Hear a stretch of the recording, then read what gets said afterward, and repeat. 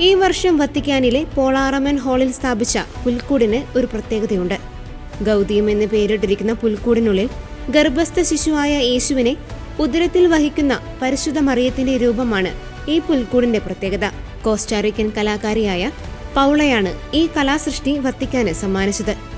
ക്രിസ്തുമസിന്റെ സമാധാന സന്ദേശത്തോടൊപ്പം ഗർഭധാരണം മുതൽ ജീവൻ സംരക്ഷിക്കപ്പെടണമെന്ന ആഹ്വാനവും ഈ പുൽക്കൂട് നൽകുന്നുവെന്ന് മാർപ്പാപ്പ പറഞ്ഞു. ഗർഭഛിദ്രം എന്ന ഭീഷണിയിൽ നിന്ന് സംരക്ഷിക്കപ്പെട്ട ഒരു ജീവനെയാണ് ഇത് പ്രതിനിധീകരിക്കുന്നത്.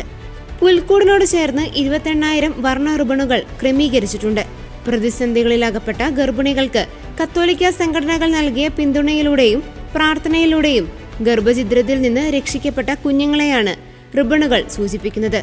ഈ പുൽക്കൂട് നിർമ്മിച്ചതിൽ ലിയോ 14 പാപ്പ നന്ദി അറിയിച്ചു. ഉണ്ണി പിറന്നതിന് ശേഷം ഗർഭിണിയായ മാതാവിനെ മാറ്റി മറ്റൊരു മാതാവിനെ വെക്കുകയും ചെയ്യും.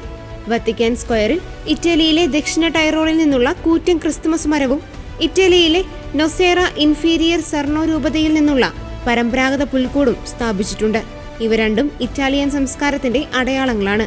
ദൈവം ഒരു ശിശുവിന്റെ എളിമയിൽ മനുഷ്യ ചരിത്രത്തിലേക്ക് ഇറങ്ങി വന്നതിന്റെ ഓർമ്മപ്പെടുത്തലാണ് ഈ ക്രിസ്തുമസ് അലങ്കാരങ്ങളെന്ന് മാർപ്പാപ്പ കൂട്ടിച്ചേർത്തു.